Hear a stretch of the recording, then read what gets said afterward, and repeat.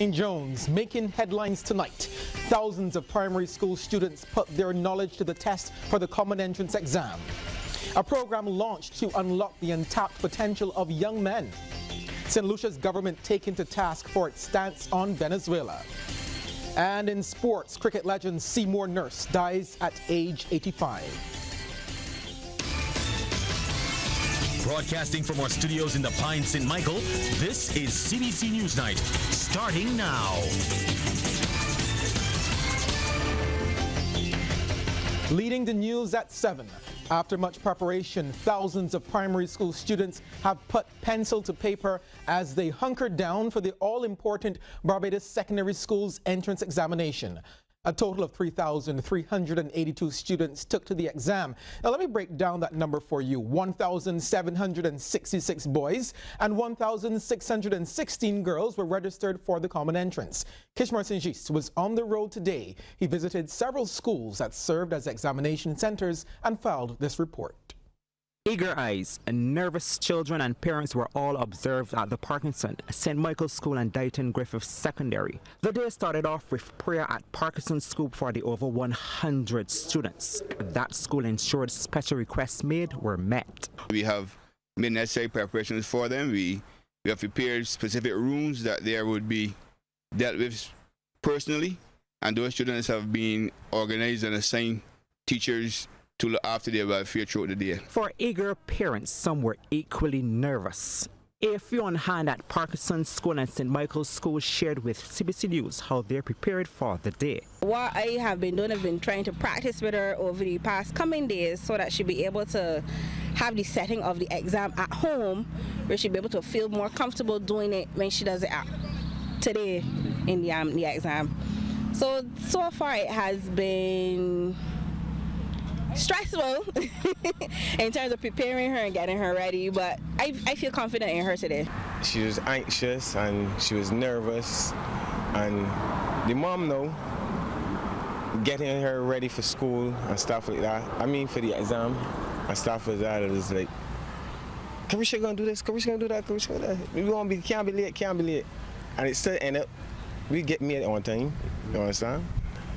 But the other ways than that,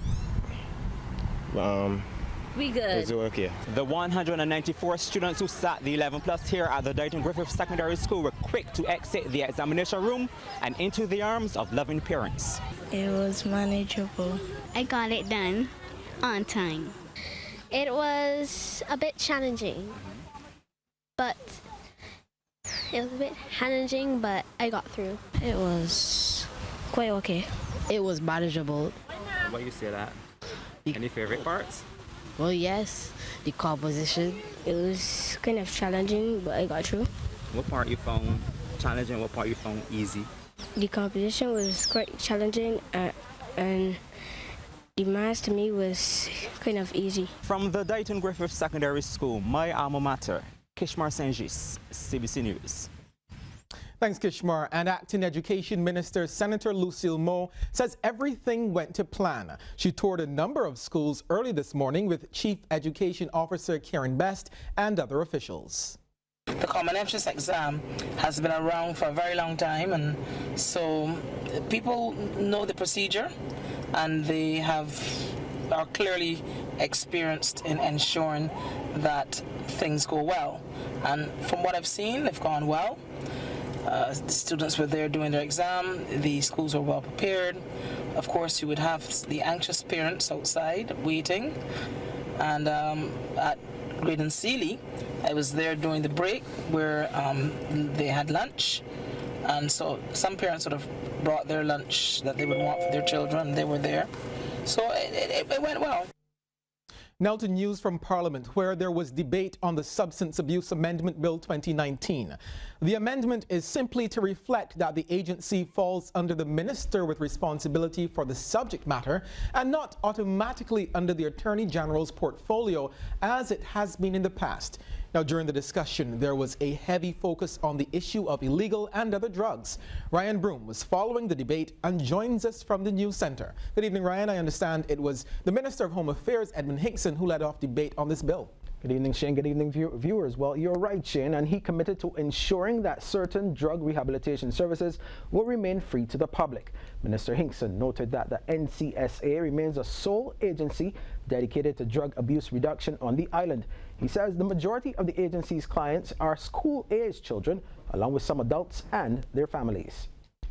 Parliament, of course, on an annual basis votes money for the operations of the council this year, sir. We have obviously, as I said, in terms, we're still in a holding position, not increased its budget, sir.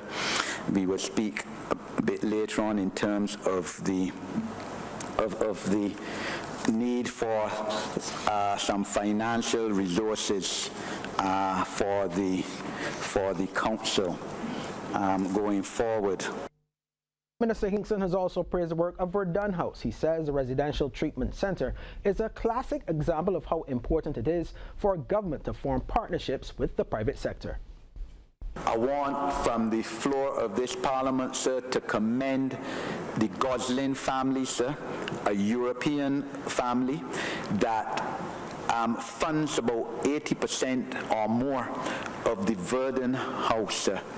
I mean, when I first looked at the reports of the Verdun House and saw the amount of money that this family puts into that institution on an annual basis, I was amazed. I had heard about this family, the Goslin family, because they own property in my constituency, sir. But before a few months ago, I did not know that they were the main financial sponsors of the Verdun House, and we commend them. And in his contribution to the debate, opposition leader Bishop Joseph Atherley called for the link between alcohol use and productivity to be assessed. Anything that is impacting our productivity, especially at this crucial point in our economic development, we need to properly address, be seized of the facts. The facts come via research, and if the research has not been to date done effectively or sufficiently so, we need to make sure that we do that and we have an understanding as to how this scourge is impacting productivity negatively. And touching on the topic of youth deviance, he says the link to drug use should also be thoroughly investigated. Well, also speaking about alcohol was Member of Parliament for St. Philip North and medical practitioner Dr. Sonia Brown. She says alcohol abuse does not get as much attention as other street drugs. Now, Dr. Brown says drinking seems to be a part of our culture, and she urged members of the lower house not to encourage people in the practice. Sometimes I fail to understand, and I'm not necessarily talking about this party, I'm talking about parties from way back. Why, with this knowledge, with the pushing of NCSA, we sit down here and back them and everything, and yet we as ministers or MP or candidates are encouraged to go into the rum shops and buy drinks. This is separate and distinct from going into rum shops and greeting constituents and talking to constituents. I fail to understand, and it goes way above my head, why we are encouraged to go into the rum shops and buy drinks with the fellas. It makes no sense. I feel that if we speak something in here, it must be the same that we speak out here. These are things that we need to address. And Minister of the Creative Economy, Culture and Sports, John King, also weighed in, but he was speaking about different types of drugs. He says a serious look must be taken at drugs being used to treat mental health patients. Minister King says the drugs are not made here, and their effects in most cases are not fully known. Somebody will got to explain to me, how on God's earth can you have a drug to correct a mental illness, but at the bottom of the advertising for the same drug, it says, if you get suicidal tendencies after taking this drug, stop. Now, Mr. Speaker, I mean, this is a kind of mindset that we in this side of the world, and I'm not going to only speak about, but that we in the Caribbean have to be seriously concerned about. Well, there you have it. That's a snapshot of some of the parliamentary debate in the lower house today. Shane, it's back to you. Thanks, Ryan. And we know that's a timely debate and discussion, especially around alcohol, as we get so close to the crop over season when a lot of people consume alcoholic beverages. Some positive and enterprising young men have been discovered in Christchurch. The spotlight was on them when the parliamentary representative for Christchurch South launched the Men Achieving Power initiative over the weekend at his constituency office. The initiative will be 6 months of education through teaching and workshops, which will target males in Christchurch between the ages of 16 and 40. MP for the area Ralph Thorne says it also seeks to help men in their social and personal interactions with a view to equipping them with various life skills. He hopes the program goes beyond just Christchurch. We want it to radiate throughout Christchurch and the entire island of Barbados, and this is the launch of what we hope is a great thing that will occur in Barbados, something that will transform the society, something that will save our men, the other half of humanity, and give them a sense of responsibility in their relationships with home, in their relationships at work, and in their quest to find work in Barbados. The initiative is broken down into 2 parts, with Enric Connolly coordinating the Men Achieving Power phase for ages 16 to 40. The quality of our lives depend on the involvement of men in our community. We need more men, and our young people are crying out for real strong male role models, and I believe that that's what is needed right now. The second phase commences with a day camp in the upcoming summer vacation. It will be a homework program for boys ages 8 to 14. School teacher Tyrone Bino will be in charge. We want to have a balanced situation in terms of formal and informal education.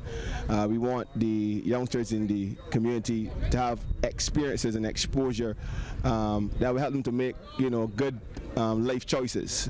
Some of the young men who will be involved in the initiative were also at the launch, like 14-year-old Lodge School Christian advocate Jaheen Thomas. There was also Zalami Lambert, who at just 19 years old already owns a tire shop in Oistins. I never really had anybody to really guide me, so I guide myself. And I think at this stage I could give some people guidance, because some people really need the guidance. Resource persons from the community like church leaders, sporting personalities, teachers and businessmen have already pledged to contribute to the projects. An attack on any cruise ship or passenger has the potential to devastate small economies like Barbados and others across the region. This is according to Captain Carl Branch, the Divisional Manager for Corporate Development and Strategy at the Barbados Port Inc. Now, he says cruise tourism is highly profitable and the fastest growing sector for travel, which also makes it an easy target for illegal activity. The industry also contributes providing employment and opportunities to provision vessels. Clearly, with such a valued asset, we need to secure the cruise sector. This conference therefore sets the stage for international dialogue at the highest governmental and corporate levels to address key aspects of security in cruise ports. Captain Branch was speaking during the opening ceremony of a port security management workshop at Bagnall's Point this morning. The workshop is the first of its kind to be held in the Caribbean. Now, he says understanding the threats that exist is the first step to managing them. A relatively reduced number of cruise companies compete for the world market shares in different ways, developing innovative strategies and invested millions into the research and development of these floating technological spaces, setting new parameters for safety standards and environmental management systems. At the same time, there's a growing need for enhanced intelligence and security measures to counter emerging threats within the maritime industry and ports in general. We'll have more from that port security management workshop later in the business report. I'm sure you've been hearing them now. Scores of crop-over tunes are already hitting the airwaves. Among them, songs from the recently launched album from Redhead Records. As Lisa Broom tells us, CEO and founder Anderson Mr. Blood Armstrong dropped Soca Reloaded Volumes 1 and 2 with a combined 35 tracks. The artists performing under the Redhead Records label took the stage at Monster Bar and Grill by storm. They showed the other Calypsonians exactly what they're facing this season. Among them, Kida, Sim Sima, Ayana John, the cameraman, Queen T, and Ray Danger, along with several others. Culture Minister John King is happy that calypso singing has grown to become more than just a hobby. In the early days of us being involved in calypso, it was seen then as just something that you do. But there are some artists who have stood out and changed the perception of how people view calypso and calypsonians. I think Andy is one of those, and he continues to be a light for young artists. We talk about getting the festival started. We've talked about this on numerous occasions. How do you present yourself in a way that excites and ignites the kind of passion that we want for the festival? And these early launches are part and parcel of it. The music really drives everything. And Mr. Blood, who is also the reigning Calypso King, acknowledges that he likes to work with newcomers to the soca arena. He says he wants to help safeguard the future of the industry. Yes, I look for new talent. And most of the time, the new talent, they are amateurs. But we have a mission, and our mission is to develop, to help to build, help to grow, help to nurture this amateur talent into becoming stars and superstars and realizing their dreams. Well, the evening also featured the inaugural Red Head Records Awards of Excellence. Mr. Blood's former musical partner in Soca Cartel, Mikey, along with Hyper Sound, Mac Fingal, and Calypso icon ambassador Stetson Red Plastic Bag Wiltshire were the first honorees. Lisa Broom, CBC News. Checking in with our regional neighbors now, and in this report from HTS St. Lucia, we hear the former Foreign Affairs Minister is not in agreement with the Alan Chasney administration's treatment of the crisis in Venezuela. The Venezuelan crisis is far from over, and with all its twists and turns and continued rumblings over St. Lucia's veering away from CARICOM on this issue, it was no surprise that Venezuela was a talking point in the 2019 budget debate. It was former Foreign Affairs Minister Labrie MP Alva Baptiste who launched the most brutal analysis of St. Lucia's handling of the matter to date, at one point describing it as, quote, a tangled foreign policy mess, end quote. St. Lucia continues to call for fresh elections in Venezuela. CARICOM has adopted the position of non-interference and non-intervention and continues to champion the cause of peaceful resolution. Venezuela was the first country to establish diplomatic relations with St. Lucia in 1979. For the former Foreign Affairs Minister, St. Lucia is ditching Venezuela in its moment of need. Now, this is some startling news. Trinidad and Tobago is reportedly seeing an alarming increase in the number of children suffering from depression. We have a report from CNC3 television. Children today are said to be suffering from all kinds of pressures, namely peer pressure. According to Puran Sanka, manager of the SWRHA's psychiatric unit, there has been a frightening number of children attempting suicides. One of the new phenomena that we are discovering that is taking place at our clinics and within this wider society, those many have come to us for help, there's the issue of self-harm. And that is getting to a dangerous level.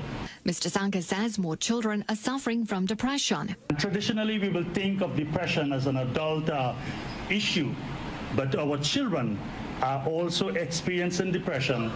And for those who are quite familiar with what takes place at the end of depression, when it gets really bad, where someone cannot really control it anymore, it brings on the issue of suicide. He says the world loses close to 800,000 persons each year due to suicide. According to the WHO, to every completed suicide, there are 20 other persons that have attempted suicide. It is for this reason, he says, the SWRHA is looking to bring awareness about the issue. Mr. Sanko is speaking at the first series of the Mental Health Awareness Lecture at the San Fernando Library. The initiative will be launched at all 7 libraries throughout the southwest region. Now to Grenada, where an aircraft was grounded over the weekend at the Maurice Bishop International Airport after, listen to this, kite thread got entangled in its engine. We hear more from GBN. While no damage was done and the aircraft managed to land safely, General Manager of the Grenada Airports Authority, Wendy Francis Williams, says the issue of flying kites in the vicinity of the airport and other no kite flying zones is of grave concern. I'm sending out a passionate plea to the public, the general public, that recently we had to ground one of our aircraft coming into land. Because the flight path was over Grenada, it ingested a kite with the, how I call it, the twine got caught up in the propellers. And because of that, it was able to land. Thank God, it was able to land. But we had to ground the aircraft after, because when we investigated the mechanical problems, we recognized that a kite, the thread of the kite, got caught up in the propellers of the aircraft. And that, to me, is a serious, serious concern, not only to the Grenada Airports Authority, but also to the airlines coming in over Grenada. So we are asking the general public out there to be very cautious.